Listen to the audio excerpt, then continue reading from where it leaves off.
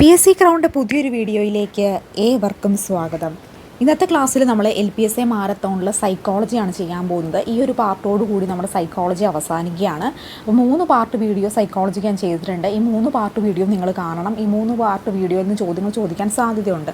അപ്പോൾ നമുക്ക് LPSA മാരത്തോണിലെ സൈക്കോളജിയുടെ അവസാന പാർട്ട് വീഡിയോയിലേക്ക് കിടക്കാം. അപ്പോൾ ആദ്യമായിട്ട് ഒരു ചാനൽ കാണുന്ന കൂട്ടുകാരുണ്ടെങ്കിൽ സബ്സ്ക്രൈബ് ചെയ്ത് സപ്പോർട്ട് ചെയ്യാൻ മറക്കല്ലേ. നിങ്ങൾക്ക് ഈ വീഡിയോ ഇഷ്ടപ്പെടുന്നുണ്ടോ എന്ന് കമൻറ്റ് ചെയ്യാനും മറക്കരുത് കേട്ടോ. അപ്പോൾ നിങ്ങളുടെ വിലയേറിയ കമൻറ്റുകൾ ഞാൻ പ്രതീക്ഷിക്കുന്നു. അപ്പോൾ നിങ്ങളുടെ കമൻറ്റുകളൊക്കെ കാണുമ്പോഴാണ് ഞാൻ പിന്നെയും വീഡിയോ ചെയ്യാൻ തിരക്കുകളുടെ ഇടയിലും വീഡിയോ ചെയ്യാൻ സമയം കണ്ടെത്തുന്നത് കേട്ടോ.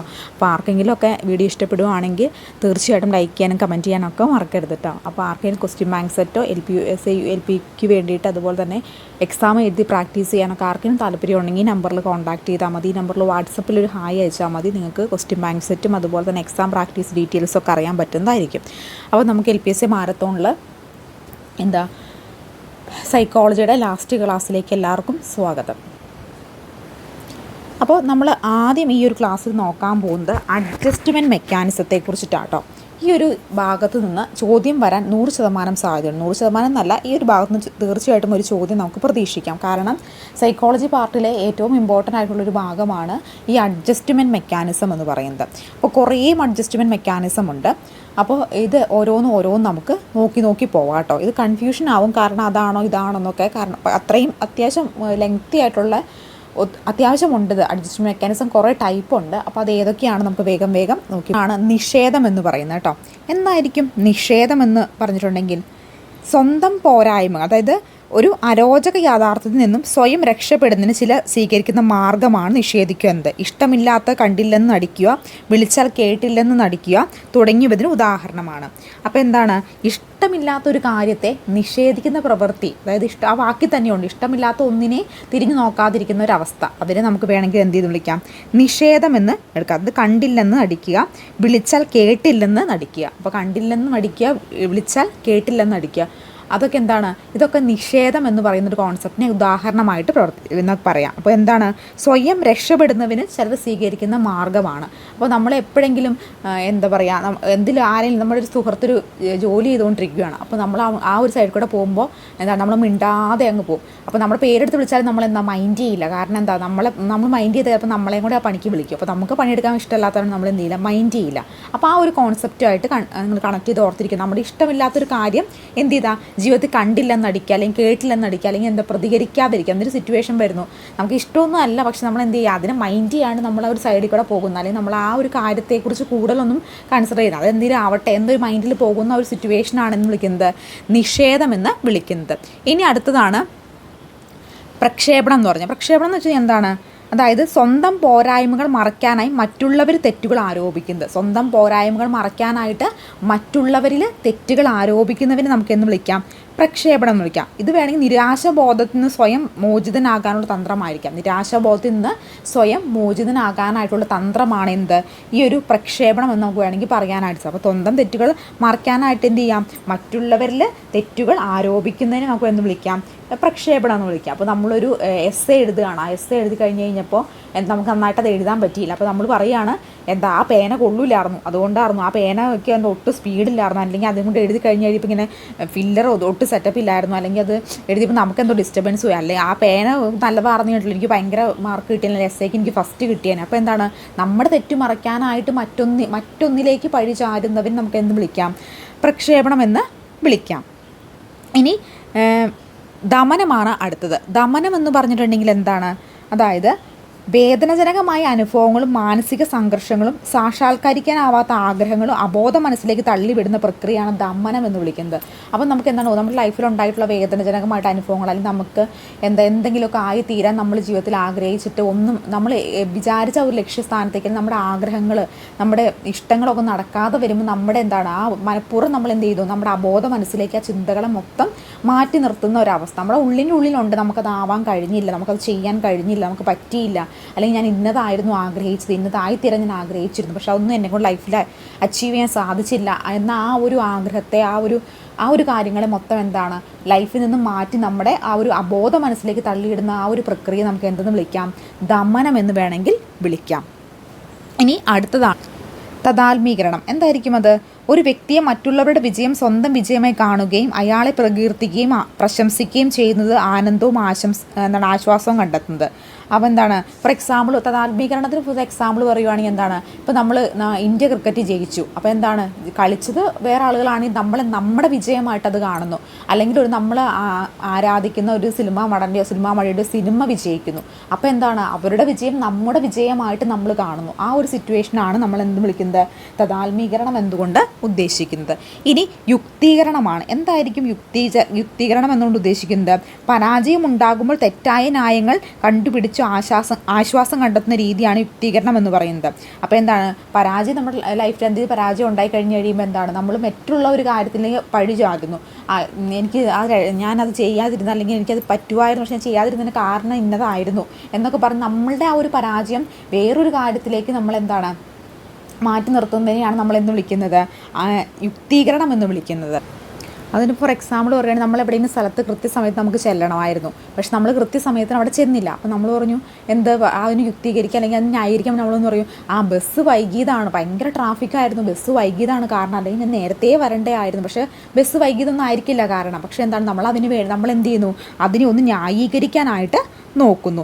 ഈ യുക്തീകരണം അത് 2 തരത്തിലുണ്ട്. ഒന്ന് പുളിക്കുന്ന മുന്തിരിങ്ങ ശൈലി, മറ്റൊന്ന് മധുരിക്കുന്ന നാരങ്ങ ശൈലി കേട്ടോ. അതും കൂടെ നിങ്ങളതിൻ്റെ കൂടെ ഒന്ന് ഓർത്തിരിക്കണം. ഇനി ഉദാത്തീകരണം. അതെന്തായിരിക്കും ഉദാത്തീകരണം എന്ന് ഉദ്ദേശിക്കുന്നത്? അതായത് ഒരു പ്രവർത്തികളെയോ വികാരങ്ങളെയോ സമൂഹം അംഗീകരിക്കുന്ന വസ്തുതകളുമായി കോർത്തിണക്കി മറ്റു രൂപത്തിൽ അവതരിപ്പിക്കുന്ന രീതി. അപ്പോൾ എന്താണ്, നമ്മൾ ചെയ്തൊരു പ്രവൃത്തിയെ ആ സമൂഹം അംഗീകരിക്കണമെങ്കിൽ എന്താണ്, മറ്റൊരു പ്രവൃത്തിയുമായിട്ട് കൂട്ടിയിണക്കിക്കൊണ്ട് നമ്മൾ പറയുന്നു. അപ്പോൾ അതിനെയാണ് നമ്മൾ എന്ന് വിളിക്കുന്നത് ഉദാത്തീകരണം എന്നൊക്കെ വിളിക്കുന്നത്. ഇപ്പോൾ ഫോർ എക്സാമ്പിൾ പറയുവാണെങ്കിൽ, ഇപ്പോൾ ഏതെങ്കിലും ഒരു കൂട്ടുകാരൻ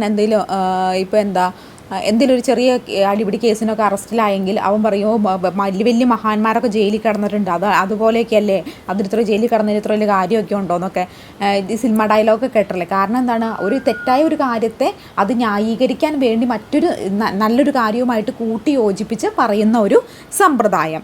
ഇനി അടുത്തതാണ് അനുപൂരണം എന്ന് പറഞ്ഞാൽ. അനുപൂരണം എന്ന് പറഞ്ഞാൽ എന്താണ്, ഒരു രംഗത്ത് പരാജയപ്പെട്ടാൽ മറ്റൊരു രംഗത്തിൽ വിജയത്തിലൂടെ അത് മറയ്ക്കാൻ ശ്രമിക്കുന്നു. ഒരു രംഗത്ത് പരാജയപ്പെട്ടാൽ മറ്റൊരു രംഗത്തെ വിജയത്തിലൂടെ അത് മറയ്ക്കാൻ സാധിക്കുന്നു. ഫോർ എക്സാമ്പിൾ പറയുകയാണെങ്കിൽ, ഇപ്പോൾ ഒരാളൊരു കമ്പ്യൂട്ടർ കഫേ ഇടുന്നു. ആ കമ്പ്യൂട്ടർ കഫേ വലിയ രീതിയിലൊന്നും വിജയിച്ച് മുന്നോട്ട് പോകാനായിട്ട് അയാൾക്ക് സാധിക്കുന്നില്ല. അയാൾ ആ ഒരു ബിസിനസ് ഡ്രോപ്പ് ഔട്ട് ചെയ്യുന്നു, ഒരുപാട് നഷ്ടമൊക്കെ സംഭവിക്കുന്നു. ആ വ്യക്തി തന്നെ പിന്നീട് വേറൊരു ബിസിനസ് ചെയ്യുന്നു, ഒരു ഓട്ടോമൊബൈലിൻ്റെ ബിസിനസ് ചെയ്ത് ഭയങ്കര വിജയത്തിലെത്തുന്നു. അപ്പോൾ എന്താണ്, മുൻപുണ്ടായിരുന്ന ഒരു പരാജയത്തെ അദ്ദേഹം പിന്നെ അദ്ദേഹം ആ ഓട്ടോമൊബൈലിൽ വിജയിച്ച് കഴിഞ്ഞപ്പോൾ എല്ലാവരും എന്ത് പറയും, ആ വലിയ ബിസിനസ്സുകാരനായി എന്ന് പറയും. പക്ഷേ പണ്ടത്തെ ആ പരാജയം അന്നേരം ആ ഒരു വിജയം കൊണ്ട് മറയ്ക്കാൻ ശ്രമിക്കുന്ന ഒരു രീതി. അതിനുവേണ്ടി നമുക്ക് അങ്ങനെ ഒരു എക്സാമ്പിൾ പറയാം. അതിനെയാണ് അനുപൂരണം എന്ന് വിളിക്കുന്നത്. ഇനി അടുത്തതാണ് പാശ്ചാത്ഗമനം എന്ന് വിളിക്കുന്നത്. പാശ്ചാത്ഗമനം എന്ന് പറഞ്ഞിട്ടുണ്ടെങ്കിൽ, ഒരു വ്യക്തിക്ക് മുൻപ് ലഭിച്ചിരുന്ന അംഗീകാരം ലഭിക്കാതെ വരുമ്പോൾ അത് നേടിയെടുക്കാനായി വീണ്ടും പഴയ അവസ്ഥയിലേക്ക് പോകുന്നത്. അപ്പോൾ എന്താണ്, അപ്പോൾ ഒരു വ്യക്തിക്ക് മുൻപ് ലഭിച്ചിരുന്ന അംഗീകാരം ലഭിക്കാതെ വരുമ്പോൾ അത് നേടിയെടുക്കാനായി വീണ്ടും ആ വ്യക്തി പഴയ അവസ്ഥയിലേക്ക് പോകുന്നതിന് നമുക്ക് എന്ത് വിളിക്കാം, പാശ്ചാത്ഗമനം എന്ന് വിളിക്കാം. ഫോർ എക്സാമ്പിൾ പറയുവാണെങ്കിൽ, പണ്ട് നല്ല സ്പോർട്സിലും ഒക്കെ ഭയങ്കരമായിട്ട് മെഡലൊക്കെ നേടിക്കൊണ്ടിരുന്ന വ്യക്തിക്ക് പിന്നീട് ജീവിതത്തിൽ അതൊന്നും നേടാൻ പറ്റിയില്ലെങ്കിൽ വീണ്ടും അദ്ദേഹം അതൊക്കെ പ്രാക്ടീസ് ചെയ്ത് വീണ്ടും ആ ഒരു സ്പോർട്സ് മേഖലയിലേക്ക് വേണമെങ്കിൽ തിരിച്ചു പോകാൻ സാധ്യതയുണ്ട്. കാരണം പണ്ട് ലഭിച്ച അംഗീകാരം അവർക്ക് വീണ്ടും ലഭിക്കുന്നതിന് വേണ്ടി. ഇനി അടുത്തതാണ് ആക്രമണം എന്ന് പറഞ്ഞു. ആക്രമണം എന്താണ്, തനിക്ക് എന്തെങ്കിലും ദോഷം ചെയ്തവരോട് തിരിച്ചു പ്രതികരിക്കുന്ന രീതി. അപ്പോൾ നമ്മളോട് എന്തെങ്കിലും നെഗറ്റീവ് ചെയ്തവരോട് അവരെ നമ്മൾ ആക്രമിക്കാൻ ശ്രമിക്കുന്ന ആ ഒരു രീതി, അതിനാണ് ആക്രമണം എന്ന് ഉദ്ദേശിക്കുന്നത്. മറ്റൊന്നാണ് നിഷേധവൃത്തി എന്ന് വെച്ചാൽ എന്താണ്, മറ്റുള്ളവരുടെ അഭിപ്രായങ്ങളും നിർദ്ദേശങ്ങളും അപ്പാടെ നിഷേധിക്കുന്നു. ബാക്കി തന്നെ ഉണ്ട്, മറ്റുള്ള എന്തെങ്കിലും അഭിപ്രായം പറയുന്നു, അല്ലെങ്കിൽ നീ ഇങ്ങനെ ചെയ്യുക, ഇത് നല്ല കാര്യമായിരിക്കും, അല്ലെങ്കിൽ മോനെ നീ ഇങ്ങനെ ചെയ്തെന്നൊക്കെ പറഞ്ഞെന്താണ്, ഇതൊന്നും എനിക്ക് കേൾക്കേണ്ട ആവശ്യമില്ല, ഞാൻ എൻ്റെ ഇഷ്ടത്തിനെ കാര്യങ്ങൾ ചെയ്യൂ. അപ്പോൾ മറ്റുള്ളവരുടെ അഭിപ്രായങ്ങളെന്ന് പറഞ്ഞു. പ്രതിസ്ഥാപനം എന്ന് വെച്ചിട്ടുണ്ടെങ്കിൽ എന്താണ്, നമ്മൾക്ക് ഇഷ്ടപ്പെട്ടൊരു കാര്യം നമ്മൾ ചെയ്യുന്നു, ഏതെങ്കിലും ഒരു പ്രവൃത്തി നമ്മളൊരു ലക്ഷ്യത്തോടു കൂടി ചെയ്യുന്നു, പക്ഷേ നമ്മൾ ആ പ്രവൃത്തി കംപ്ലീറ്റ് ആക്കാൻ പറ്റാതെ ഒരുപാട് തടസ്സങ്ങൾ ആ ഒരു പ്രവൃത്തിയിൽ ഉണ്ടായി കഴിഞ്ഞ് നമ്മൾ എന്ത് ചെയ്യും, നമ്മുടെ ആ ഒരു ആഗ്രഹം സാധിക്കാൻ വേണ്ടിയിട്ടാണ് നമ്മൾ കഷ്ടപ്പെടുന്നതെങ്കിലും ആ ഒരു ആഗ്രഹത്തിലേക്ക് എത്തിച്ചേരാനായിട്ട് നമുക്ക് സാധിക്കുന്നില്ല, കുറേ തടസ്സങ്ങൾ കാരണം. പക്ഷെ നമ്മുടെ ഉള്ളിൻ്റെ ഉള്ളിൽ എന്തുണ്ട്, നമ്മൾ എന്താവാൻ ആഗ്രഹിച്ചുവോ അതുണ്ട്, പക്ഷേ ആ ഒരു ആഗ്രഹത്തിലേക്ക് എത്താൻ പറ്റുന്നില്ല എന്ന് മനസ്സിലാക്കി കഴിഞ്ഞ് നമ്മൾ എന്ത് ചെയ്യുന്നു, ആ ആഗ്രഹത്തോട് കുറച്ചെങ്കിലും നമുക്ക് ആ ഒരു ആഗ്രഹത്തെ കുറച്ചെങ്കിലും ലഘൂകരിക്കാൻ, കുറച്ചെങ്കിലും ആ ഒരു ആഗ്രഹത്തിലേക്ക് എത്തിച്ചേരാൻ വേണ്ടി നമ്മൾ എന്ത് ചെയ്യുന്നു, വേറൊരു പ്രവൃത്തി ചെയ്യുന്നത്. അതാണ് ശരിക്കും പറഞ്ഞിട്ടുണ്ടെങ്കിൽ എന്ന് വിളിക്കുന്നത് ഈ ഒരു പ്രതിസ്ഥാപനം എന്ന് വിളിക്കുന്നത്. അതിനിപ്പോൾ ഒരു എക്സാമ്പിൾ പറയുവാനായിട്ടാണെങ്കിൽ ഇപ്പം എന്തു പറയാം, ഒരു പൈലറ്റ് ആവാൻ ആഗ്രഹിച്ച ഒരു വ്യക്തി, അപ്പോൾ ഒരു പൈലറ്റ് ആവാൻ ഒരു വ്യക്തി ആഗ്രഹിക്കുകയും ആ വ്യക്തിക്ക് എന്താണ് പൈലറ്റ് ആവാൻ പറ്റുന്നില്ല. ഫോർ എക്സാമ്പിൾ സാമ്പത്തിക ബുദ്ധിമുട്ട്, കാരണം പൈലറ്റ് ട്രെയിനിങ്ങിനൊക്കെ പോകുക എന്നൊക്കെ പറഞ്ഞ് വളരെ എക്സ്പെൻസീവ് ആയിട്ടുള്ളൊരു കാര്യമാണ്. അതിന് പറ്റാതെ വരുമ്പോൾ അവരെന്ത് ചെയ്യുന്നു, അവർ എയർ ഹോസ്റ്റസ് ആയിട്ട് ജോലി കയറാൻ ശ്രമിക്കും. അതിൻ്റെ ട്രെയിനിങ്ങൊക്കെ എടുത്ത് എയർ ഹോസ്റ്റസ് ആവുന്നു. പക്ഷേ എന്താ, വിമാനം പറത്തണം എന്ന ആ ഒരു ആഗ്രഹമാണ് ശരിക്കും ഉള്ളത്. പക്ഷേ ആ ആഗ്രഹം പണം എന്ന ഒരു വലിയ തടസ്സം ഉള്ളത് പോലും പൂർത്തീകരിക്കാൻ പറ്റാതെ എന്നാൽ ആകാശത്ത് പറ്റുന്നൊരു ജോലി എയർ ഹോസ്റ്റസ് ആകുന്നു. അതാണ് ശരിക്കും അതിനൊരു എക്സാമ്പിൾ, ബെസ്റ്റ് എക്സാമ്പിൾ നമുക്ക് അങ്ങനെ തന്നെ പറയാം കേട്ടോ. അതുപോലെ വേറൊന്ന് പറയുവാണെങ്കിൽ ഡോക്ടർ ആവാൻ ആഗ്രഹിച്ചൊരു വിദ്യാർത്ഥി പൈസ പോലുള്ള കാര്യങ്ങൾ പോലെ എന്താണ് നേഴ്സായി മാറുന്നു. അത് വേണം നമുക്ക് തന്നെ ഉദാഹരണം പറയാം. അപ്പം നമ്മളൊന്ന് ആഗ്രഹിച്ചിട്ട് നമുക്ക് പല തടസ്സങ്ങൾ വരുമ്പോൾ അതുമായി ചേർന്ന് നിൽക്കുന്ന മറ്റൊന്നായി തീരുന്നത്, അതിനെ നമുക്ക് എന്ന് വിളിക്കാം, പ്രതിസ്ഥാപനം എന്ന് വിളിക്കാം. ഇനി സഹാനുഭൂതി പ്രേരണം. എന്താണ് സഹാനുഭൂതി പ്രേരണം എന്ന് പറഞ്ഞിട്ടുണ്ടെങ്കിൽ മറ്റുള്ളവരുടെ സഹാനുഭൂതി നേടി പ്രശ്നങ്ങളും വിഷമതകളും പരിഹരിക്കാൻ നോക്കുന്നത്. അപ്പം എന്താണ് നമ്മുടെ ഒരു ചില ആളുകളുണ്ടല്ലോ, നമ്മൾ എന്ത് പറഞ്ഞാലും അവരുടെ സങ്കടമൊക്കെ പറഞ്ഞ് നമ്മളോട് ഇങ്ങനെ അങ്ങനെ സങ്കടം പറഞ്ഞിട്ട് മറ്റുള്ളവരുടെ മനസ്സലിയിച്ച് എന്തെങ്കിലുമൊക്കെ നേട്ടങ്ങൾ കൈവരിക്കാൻ നോക്കുന്ന ആളുകൾ. അത്തരത്തിലുള്ളൊരു കണ്ടീഷനാണ് സഹാനുഭൂതി പ്രേരണം എന്ന് വിളിക്കുന്നത്. മറ്റൊന്നാണ് പിൻവാങ്ങൽ. എന്നാൽ പ്രശ്നങ്ങളിൽ നിന്ന് പിൻവാങ്ങുന്ന സ്വഭാവം, റിസ്ക് എടുക്കാൻ പറ്റാതെ പ്രശ്നങ്ങളിൽ നിന്ന് പിൻവാങ്ങുന്ന ഒരു സിറ്റുവേഷനാണ് പിൻവാങ്ങുന്നൽ എന്ന് പറയുന്നത്. വേണമെങ്കിൽ അത് നമുക്കൊരു ഭീരുത്വം എന്ന് പറയാമല്ലോ. തോക്കുമോ എന്ന പരാജയം, ഈ ഒരു പേടിയാൽ നമ്മൾ ചെയ്യേണ്ട കാര്യങ്ങളിൽ നിന്ന് നമ്മൾ ഒഴിവായി നിൽക്കുന്നതിന് നമുക്ക് വേണമെന്ന് വിളിക്കാം പിൻവാങ്ങൽ എന്ന് വിളിക്കാം. മറ്റൊന്നാണ് ഒട്ടകപക്ഷി മനോഭാവം എന്ന് പറഞ്ഞാൽ. ഒട്ടകപക്ഷി മനോഭാവം എങ്ങനെ വിളിക്കാം, വിഷമ പ്രശ്നങ്ങൾ നേരിടുമ്പോൾ അറിഞ്ഞില്ലെന്ന് അടിക്കുന്നുള്ള പ്രവണത. അപ്പോൾ എന്തെങ്കിലും പ്രശ്നങ്ങളൊക്കെ ഉണ്ടാകുമ്പോൾ എന്താണ് ലൈഫിൽ അത് നോക്കേണ്ട ആവശ്യമില്ല, അതിനകത്ത് തലയെടുത്താൻ വേണ്ടി അത് വേറെ പ്രശ്നമാകുമോ എന്ന് ചിന്തിച്ചുകൊണ്ട് പ്രശ്നങ്ങളിൽ നിന്ന് ഒളിച്ചോടുന്ന ഒരവസ്ഥ. ഇതൊക്കെയാണ് പ്രധാനമായിട്ടും ഈ ഒരു ഒട്ടകപക്ഷി മനോഭാവത്തിൽ പറയുന്നത്. ഇനി അടുത്തത് പ്രതിക്രിയാവിധാനം. എന്താണ് പ്രതിക്രിയാവിധാനം എന്ന് പറഞ്ഞാൽ, ഒരാൾക്ക് ഇഷ്ടമുള്ള വ്യക്തികൾ ഉണ്ടാകും, അത്തരം വ്യക്തികളോട് വസ്തുക്കളോടും ബാഹ്യമായി ഇഷ്ടം കാണിക്കുന്ന സ്വഭാവം.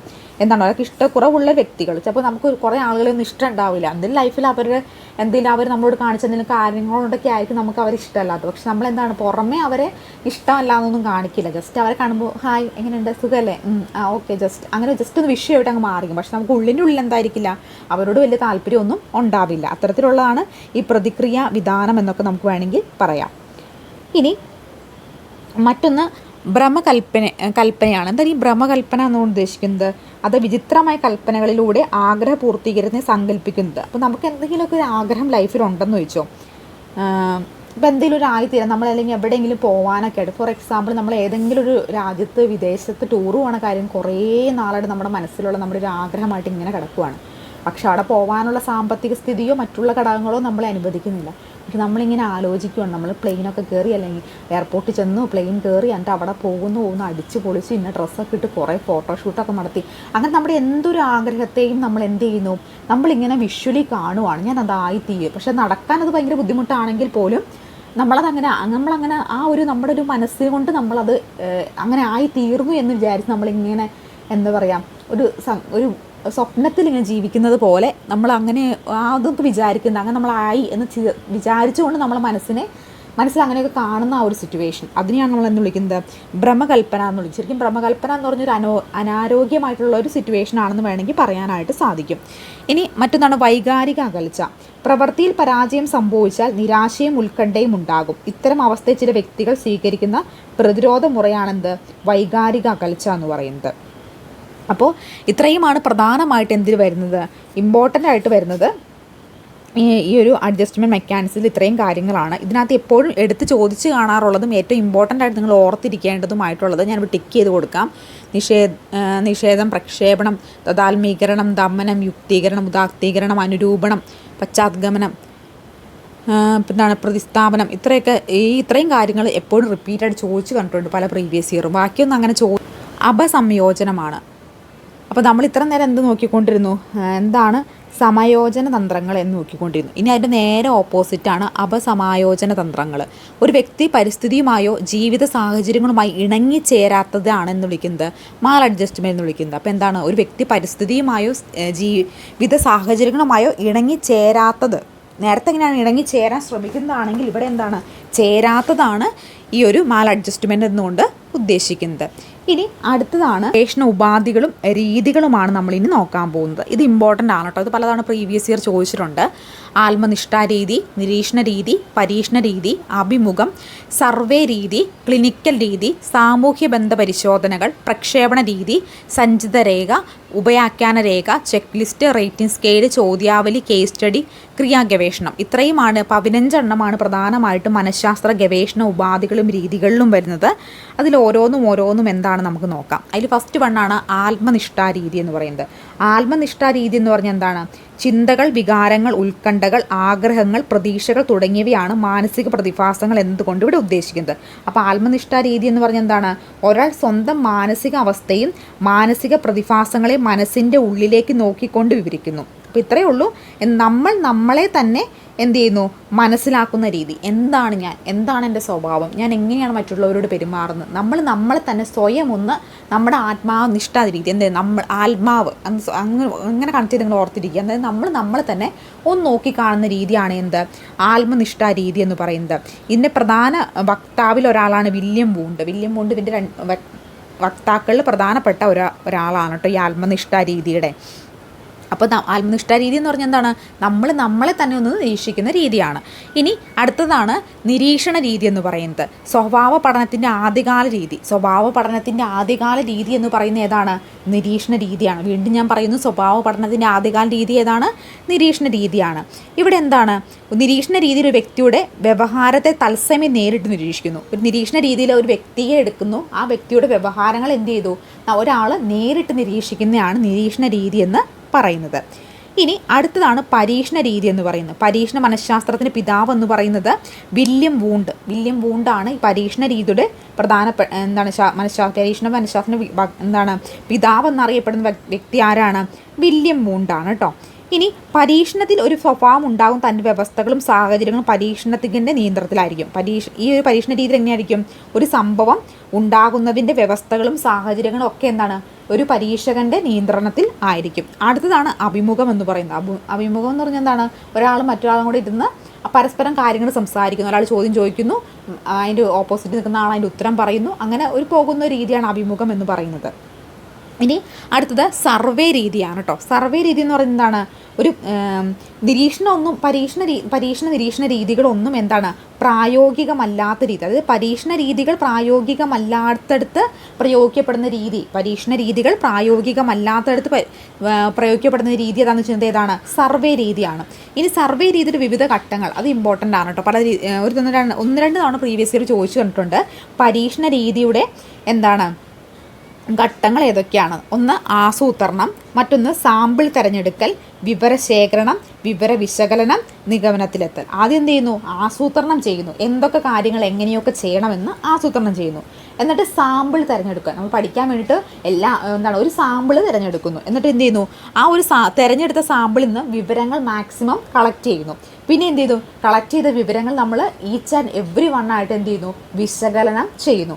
അങ്ങനെ വിശകലനം ചെയ്ത് നമ്മൾ എന്ത് ചെയ്യുന്നു, ഒരു കൺക്ലൂഷനിലേക്ക് അല്ലെങ്കിൽ നിഗമനത്തിലേക്ക് എത്തിച്ചേരുന്നു. അപ്പോൾ എന്തൊക്കെയാണ് എന്നോടൊപ്പം പറഞ്ഞേ, മൊത്തം 5 സ്റ്റെപ്പാണ് ഒരു സർവേ രീതിക്ക് ഉള്ളത്. ഫസ്റ്റ് വൺ എന്താണ്, ആസൂത്രണം. സെക്കൻഡ് വൺ സാമ്പിൾ തിരഞ്ഞെടുക്കൽ. തേർഡ് വൺ വിവരശേഖരണം. ഫോർത്ത് വൺ വിവര വിശകലനം. ഫിഫ്ത്ത് വൺ നിഗമനങ്ങളിലേക്ക് എത്തൽ. അപ്പോൾ അങ്ങനെയാണ് ഞാൻ ചോദിക്കട്ടെ, സർവേ രീതിയുടെ 3ാമത്തെ സ്റ്റെപ്പ് താഴെ പറയുന്നവയിൽ ഏതാണ്? വിവര ശേഖരണമാണ്. അപ്പോൾ ആസൂത്രണം, സാമ്പിൾ തിരഞ്ഞെടുക്കൽ, വിവരശേഖരണം, വിവര വിശകലനം, നിഗമനങ്ങളിലേക്ക് എത്തൽ. അടുത്തതാണ് ക്ലിനിക്കൽ രീതി എന്ന് പറയുന്നത് കേട്ടോ. ക്ലിനിക്കൽ രീതി പ്രധാനമായിട്ട് എന്തിനു വേണ്ടിയാണ് ഉപയോഗിക്കുന്നത്? മനോരോഗ ബാധിതരുടെ രോഗനിർണയത്തിനും ചികിത്സയ്ക്കും വേണ്ടി ഉപയോഗിക്കുന്ന രീതി ഏതാണ്? അത് ക്ലിനിക്കൽ രീതിയാണ്. നെക്സ്റ്റ് വണ്ണാണ് സാമൂഹിക ബന്ധ പരിശോധനകൾ. എന്താണ് ഇമ്പോർട്ടൻസ്? നമ്മൾ എല്ലാവരും സാമൂഹ്യ ബന്ധ പരിശോധനകൾ BEd ലെവലിലൊക്കെ, TTC-യിലുണ്ടോ എന്ന് എനിക്കറിയില്ല, BEd ലെവലിലൊക്കെ ചെയ്തിട്ടുണ്ടായിരിക്കും അല്ലേ. എന്താണത്?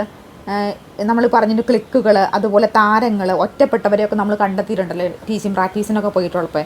അതിന് തന്നെയാണ് നമ്മൾ സാമൂഹ്യ ബന്ധ പരിശോധന എന്ന് പറയുന്നത്. അതൊരു ഗ്രൂപ്പിനുള്ളിൽ അംഗങ്ങളുടെ സാമൂഹ്യ ബന്ധത്തിന് തോത് നിർണ്ണയിക്കാൻ വേണ്ടി നമ്മൾ നടത്തുന്നതാണ് എന്ത്, സാമൂഹ്യ ബന്ധ പരിശോധനകൾ എന്ന് പറയുന്നത്.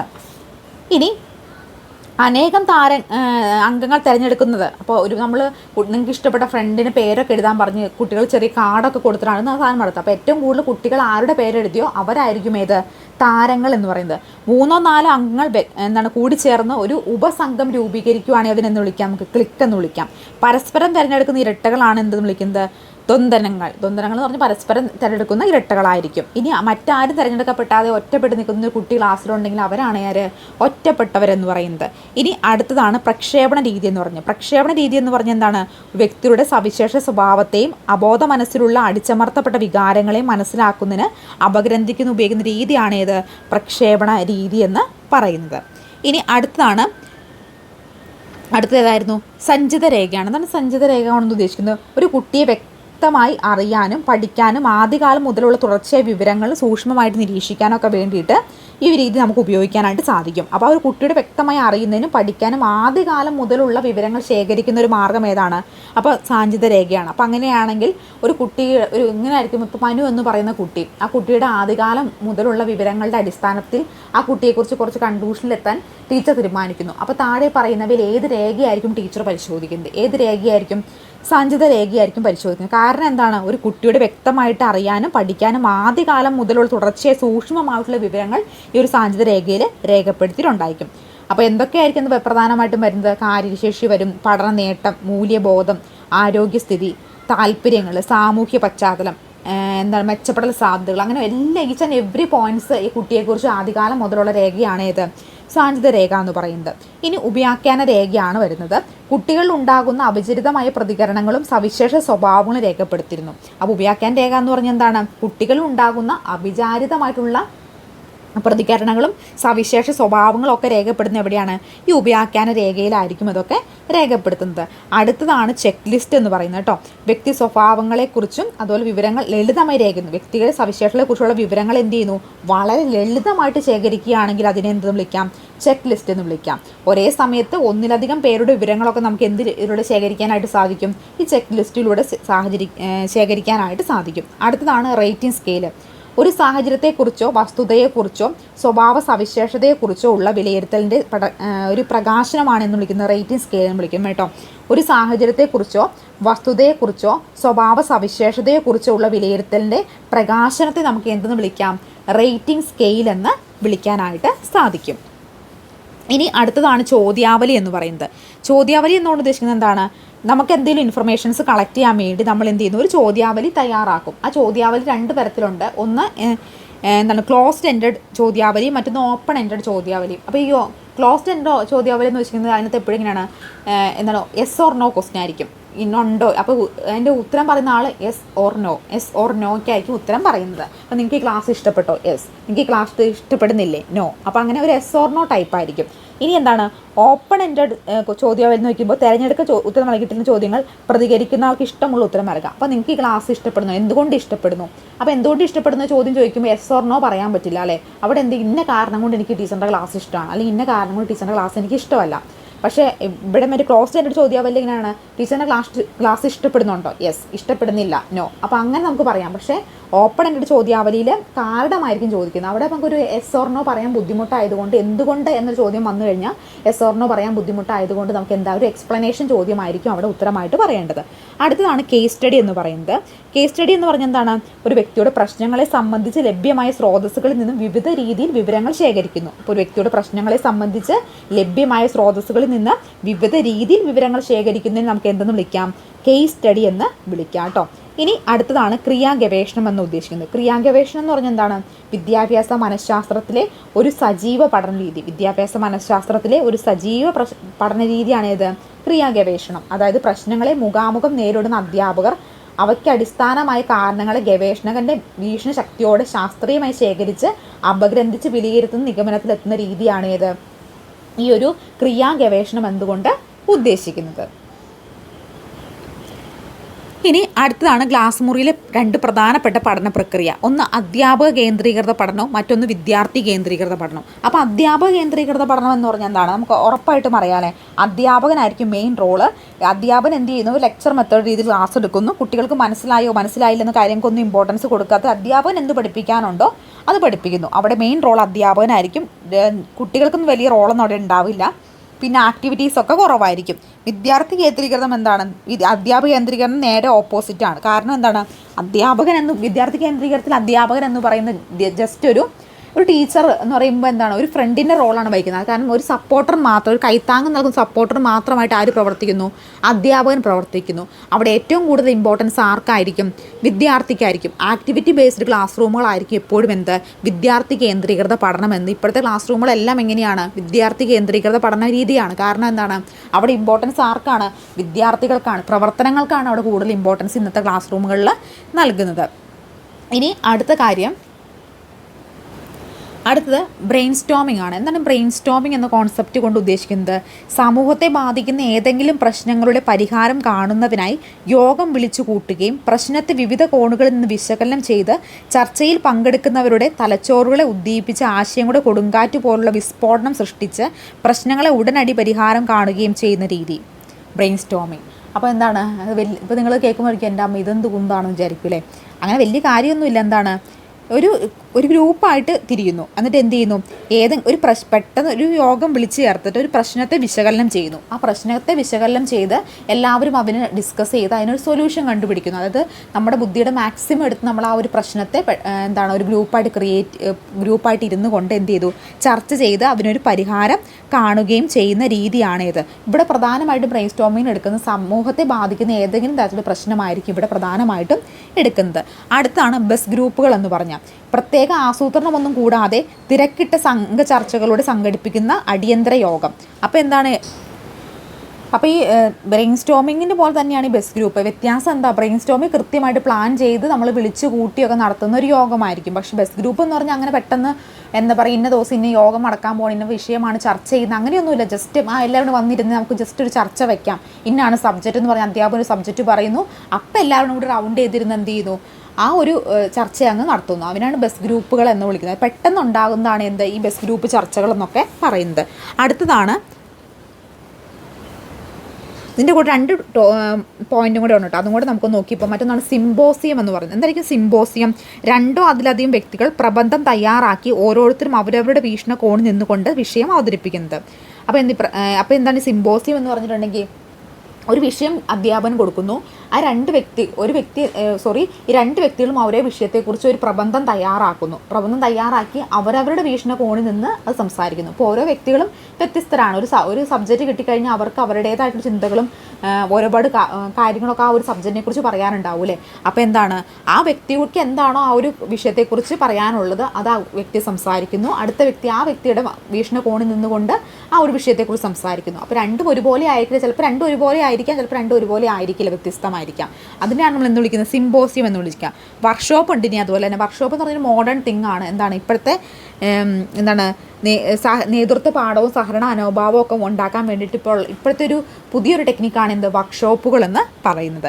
അപ്പോൾ എന്തായിരുന്നു ബ്രെയിൻ സ്റ്റോമിംഗ് എന്ന് പറഞ്ഞിട്ടുണ്ടെങ്കിൽ സമൂഹത്തെ ബാധിക്കുന്ന ഏതെങ്കിലും പ്രശ്നത്തെക്കുറിച്ച് എല്ലാവരും ഒന്ന് സംഘമായിട്ട് ചേർന്ന് ചർച്ച ചെയ്യുന്ന രീതി. ഇത് മുൻകൂട്ടി തീരുമാനിച്ചിട്ടായിരിക്കും ഈ ബ്രെയിൻ സ്റ്റോമിംഗ് നടക്കുക. പക്ഷേ ബസ് ഗ്രൂപ്പുകൾ എന്ന് പറഞ്ഞാൽ എന്താണ്? പെട്ടെന്ന് സഡനായിട്ട് നടക്കുന്ന ഒരു ചർച്ചയാണ് ബസ് ഗ്രൂപ്പുകളിൽ വരുന്നത്. സിമ്പോസിയം ഒരു വിഷയത്തെക്കുറിച്ച് ഇത് ഇമ്പോർട്ടൻ്റ് ആണ് കേട്ടോ. വിദ്യാഭ്യാസ സോഫ്റ്റ്വെയറുകൾ വരാൻ സാധ്യത വളരെയധികം കൂടുതലുള്ള ഒരു ടോപ്പിക്കാണ്. അപ്പോൾ വിദ്യാഭ്യാസ സോഫ്റ്റ്വെയറുകൾ നമുക്ക് വേഗം ഒന്ന് പറഞ്ഞു പോകാം കേട്ടോ. ഫസ്റ്റ് പറഞ്ഞാൽ ടെക്സ്റ്റ് പെയിൻറ്റ് എന്ന് പറയുന്നത്. ടെക്സ്റ്റ് പെയിൻറ്റ് എന്ന് പറഞ്ഞാൽ എന്താണ്? പാഠഭാഗങ്ങളിൽ ചിത്രരചനയ്ക്കും ഇന്ന് സന്ദർഭങ്ങളിൽ ടെക്സ്റ്റ് പെയിൻറ്റ് ഉപയോഗിച്ച് ചിത്രീകരിക്കുന്നു. കുട്ടികളുടെ ചിത്രശേഷി വികസിപ്പിച്ചെടുക്കാൻ വേണ്ടിയിട്ടാണ് നമ്മൾ ഉപയോഗിക്കുന്നത്. നമ്മുടെ ചെറിയ ക്ലാസ്സിലായിരുന്നപ്പോൾ ഇത് പഠിച്ചിട്ടുണ്ടായിരിക്കും അല്ലേ? ഞാൻ ഇത് പഠിച്ചത് 5ാം ക്ലാസ്സിലാണ് എനിക്ക് തോന്നുന്നത്.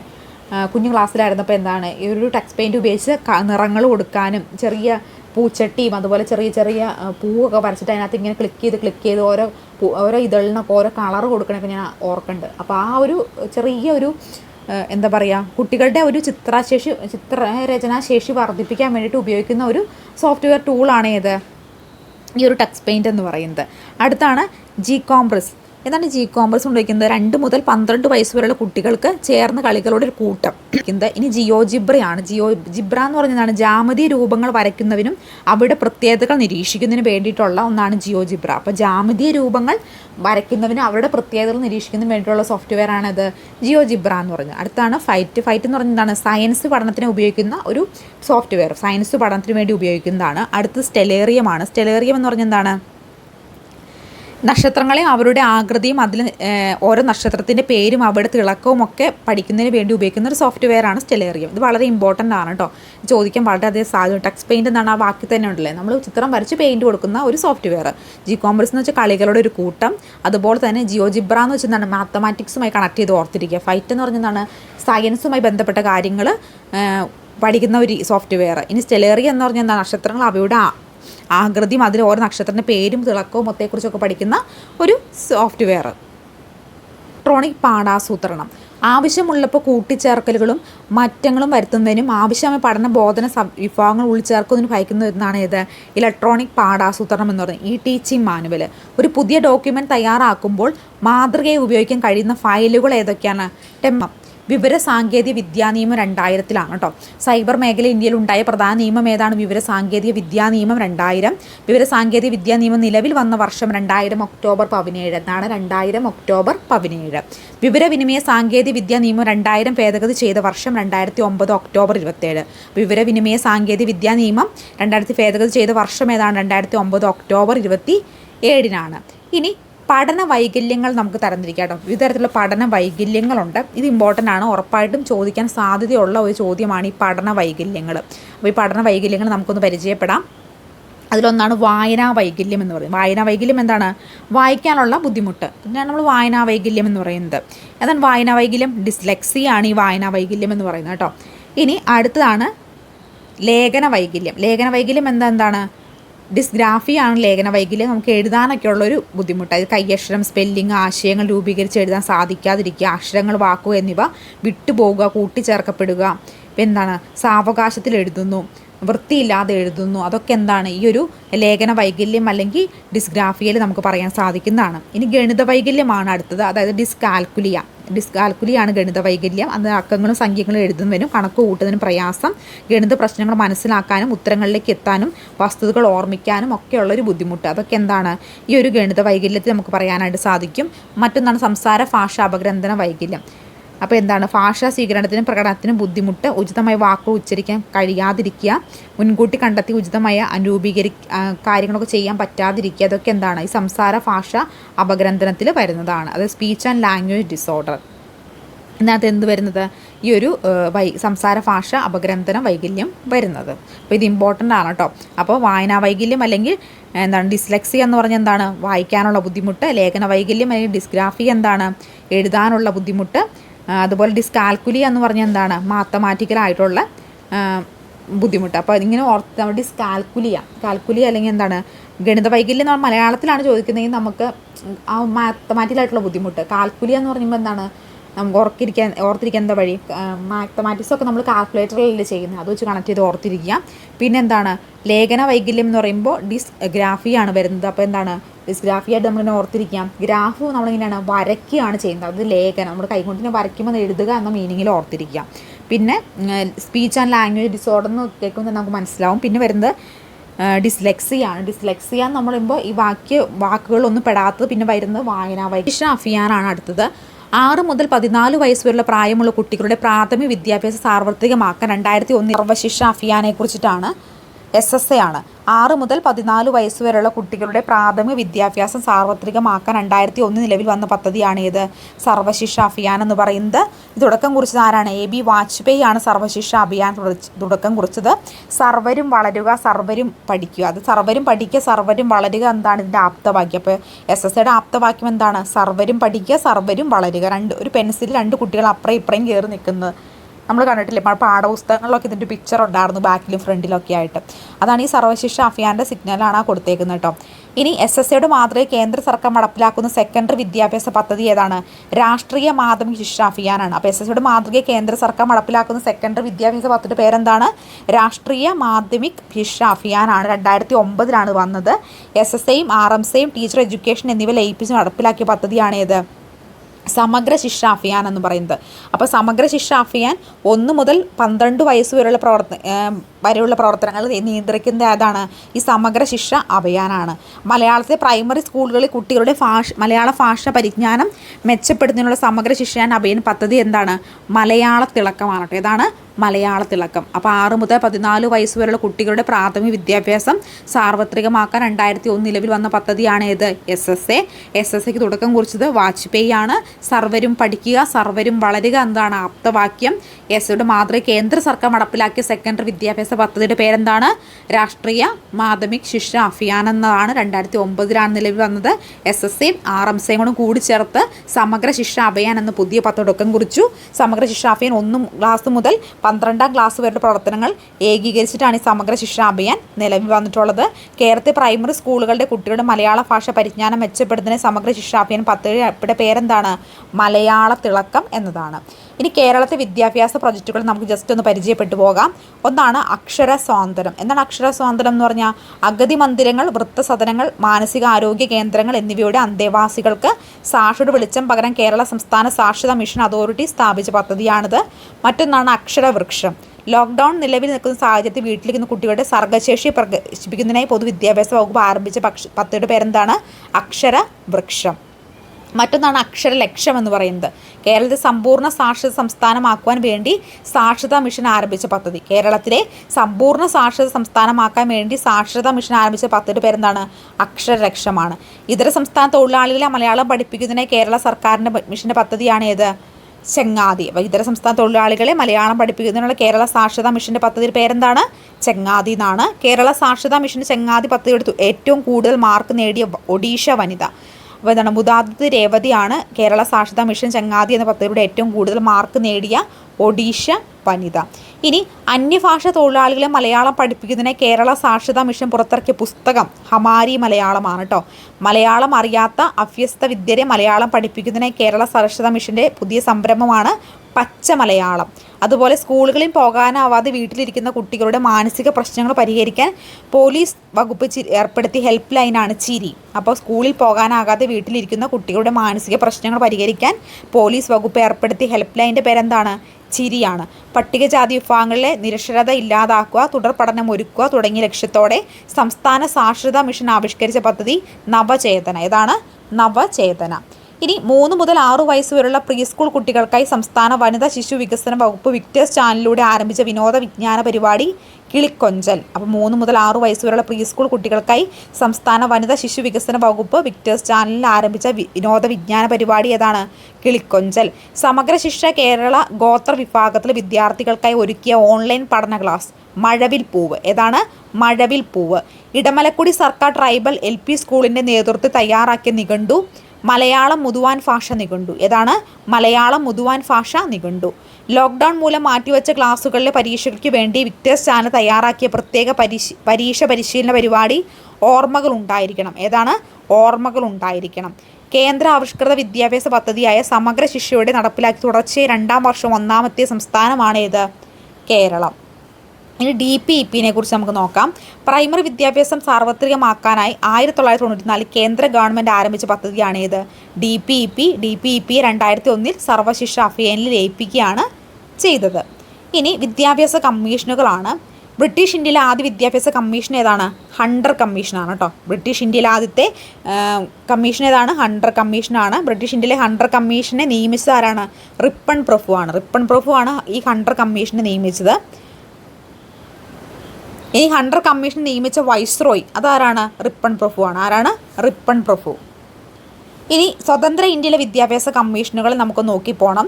Radhakrishnan commission, Kothari commission, Mudaliar commission, Ramamurthy review committee, Yashpal കമ്മിറ്റിയൊക്കെയാണ് പ്രധാനപ്പെട്ടത്. അതിനകത്ത് ഏറ്റവും പ്രധാനപ്പെട്ട 1-2 കമ്മീഷനുകൾ മാത്രമേ നമ്മൾ നോക്കിപ്പോകുന്നുള്ളൂ കേട്ടോ. അത് നമുക്ക് ആദ്യം ഡോക്ടർ എസ് രാധാകൃഷ്ണൻ കമ്മീഷനെ പരിചയപ്പെടാം. സ്വതന്ത്ര ഇന്ത്യയിലെ ആദ്യ വിദ്യാഭ്യാസ കമ്മീഷനാണ് ഈ രാധാകൃഷ്ണൻ കമ്മീഷൻ. അപ്പോൾ എന്താണ് സ്വതന്ത്ര ഇന്ത്യയിലെ ആദ്യ വിദ്യാഭ്യാസ കമ്മീഷൻ? നമ്മൾ നേരത്തെ പറഞ്ഞു ഹണ്ടർ കമ്മീഷനെ കുറിച്ച്. ഹണ്ടർ കമ്മീഷൻ്റെ പ്രത്യേകത എന്താണ്? ഇന്ത്യയിലെ ആദ്യ വിദ്യാഭ്യാസ കമ്മീഷനാണ് ഹണ്ടർ കമ്മീഷൻ. പക്ഷേ ഡോക്ടർ രാധാകൃഷ്ണൻ കമ്മീഷൻ്റെ പ്രത്യേകത എന്താണ്? ഇന്ത്യക്ക് സ്വാതന്ത്ര്യം കിട്ടിയതിന് ശേഷം ഇന്ത്യയിലെ ആദ്യ വിദ്യാഭ്യാസ കമ്മീഷൻ ചോദിക്കുകയാണ്. എങ്ങനെ? സ്വാതന്ത്ര്യത്തിന് ശേഷം ഇന്ത്യയിലെ ആദ്യ വിദ്യാഭ്യാസ കമ്മീഷനാണ് ഏത്? Doctor S Radhakrishnan commission. 1948 ഈ ഒരു കമ്മീഷനുമായി ബന്ധപ്പെട്ടുള്ള കാര്യങ്ങൾ വരുന്നത്. Doctor S Radhakrishnan commission report സമർപ്പിച്ചത് 48 നിലവിൽ വന്നു. അദ്ദേഹം ഈ വിദ്യാഭ്യാസത്തെക്കുറിച്ച് പഠിച്ച് 1949 ഓഗസ്റ്റിൽ റിപ്പോർട്ട് സമർപ്പിക്കുന്നു. സർവകലാശാല വിദ്യാഭ്യാസത്തെക്കുറിച്ചുള്ള പഠനം മുഖ്യ വിഷയമാക്കി കമ്മീഷനാണ് ഏത്? Doctor S Radhakrishnan commission. ആരാണ്? Doctor S Radhakrishnan commission. 12 വർഷത്തെ പ്രീ യൂണിവേഴ്സിറ്റി വിദ്യാഭ്യാസം ശുപാർശ ചെയ്തു. 12 വർഷത്തെ പ്രീ യൂണിവേഴ്സിറ്റി വിദ്യാഭ്യാസം ശുപാർശ ചെയ്ത ആരാണ്? ഡോക്ടർ എസ് രാധാകൃഷ്ണൻ കമ്മീഷനാണ് കേട്ടോ. ഇനി അടുത്തതാണ് ആ ഒരു വിദ്യാഭ്യാസം പുനർജീവിപ്പിക്കുന്നതിന് വേണ്ടി ഇന്ത്യയിൽ വന്ന കമ്മീഷനാണ് ഏത്? സെക്കൻഡറി വിദ്യാഭ്യാസ കമ്മീഷൻ. ഇത് 1952 സെക്കൻഡറി എഡ്യൂക്കേഷൻ കമ്മീഷൻ നിലവിൽ വരുന്നത്. ഡോക്ടർ ലക്ഷ്മണസ്വാമി മുതലിയാറാണ് ഇതിൻ്റെ പ്രധാനപ്പെട്ട അധ്യക്ഷൻ. ആരാണ്? ഡോക്ടർ ലക്ഷ്മണസ്വാമി മുതലിയാർ. കൃഷി പാഠ്യപദ്ധതിയിൽ ഉൾപ്പെടുത്താൻ നിർദ്ദേശിച്ച കമ്മീഷൻ ആര്? മുതലിയാർ കമ്മീഷൻ എന്ന് പറയുന്നത്. അതുപോലെ അധ്യാപക പരിശീലന സമിതി സ്ഥാപിക്കാൻ ശുപാർശ ചെയ്തതും ഈ മുതലിയാർ കമ്മീഷനാണ് കേട്ടോ. ഇനി മുതലിയാർ കമ്മീഷൻ്റെ പ്രധാന ശുപാർശകളുടെ പ്രധാനപ്പെട്ട ഒരു കാര്യം നിങ്ങളൊന്ന് ഓർത്തിരിക്കണം. 4/5 + 3 + 4 + 3 ഇത് ആര് കൊണ്ടുവന്നതാണ്? മുതലിയാർ കമ്മീഷൻ്റെ പ്രധാനപ്പെട്ട ശുപാർശയാണ്. അത് ചോദിച്ചു കണ്ടിട്ടുണ്ട് പ്രീവിയസ് ഇയർ ആയിട്ട്. അതുകൊണ്ടാണ് ഞാൻ വീണ്ടും പറയുന്നത്. ഒന്നോടെയും പറയാം. 4/5 +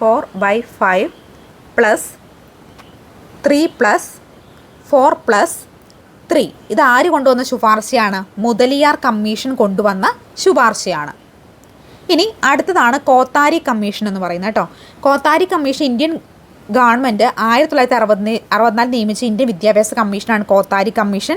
അധ്യക്ഷൻ ഡോക്ടർ DS കോത്താരിയാണ്. ഇന്ത്യൻ എഡ്യൂക്കേഷൻ കമ്മീഷൻ എന്നറിയപ്പെടുന്നത് ഈ കോത്താരി കമ്മീഷനാണ്.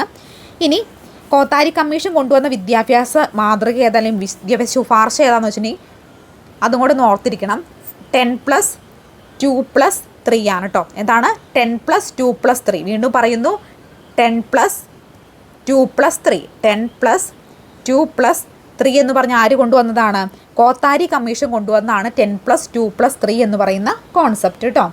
ഇനി ഒരാണ് പ്രീവിയസ് ഇയർ ചോദിച്ചിട്ടുണ്ട് 10 + 2 + 3 എന്ന വിദ്യാഭ്യാസം രീതി കൊണ്ടുവന്നത് ആരാണെന്ന്. ആരുടെയുമാണ് ഏറ്റവും ഇമ്പോർട്ടൻ്റ് ആയിട്ടുള്ള വിദ്യാഭ്യാസ കമ്മീഷൻ? ആരൊക്കെ?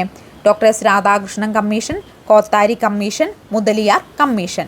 ഇനി രാമമൂർത്തി കമ്മീഷനെ കുറിച്ച് പറയുവാണെങ്കിൽ 1986 വിദ്യാഭ്യാസ നയം പുനഃപരിശോധിക്കുന്നതിനായി നടപ്പിലാക്കിയിട്ടുള്ള മാർഗനിർദ്ദേശം നൽകുന്നതിന് രൂപീകരിച്ച കമ്മിറ്റിയാണ് രാമമൂർത്തി റിവ്യൂ കമ്മിറ്റി എന്ന് പറയും കേട്ടോ. ഇനി യശ്പാൽ കമ്മിറ്റിയുടെ പ്രധാനപ്പെട്ട കാര്യം ഭാരമാകാത്ത പഠനം, ലേണിംഗ് വിത്തൗട്ട് ബേർഡൻ എന്ന കോൺസെപ്റ്റ് കൊണ്ടുവന്നത് യശ്പാൽ കമ്മിറ്റിയാണ്. അതുകൊണ്ട് ഓർത്തിരുന്നേരെ, ലേണിംഗ് വിത്തൗട്ട് ബേർഡൻ എന്ന കോൺസെപ്റ്റ് കൊണ്ടുവന്ന ആരാണ്? യശ്പാൽ കമ്മിറ്റിയാണ് ലേണിംഗ് വിത്തൗട്ട് ബേർഡൻ എന്ന് പറയുന്ന കോൺസെപ്റ്റ് കൊണ്ടുവന്നിട്ടുള്ളത്.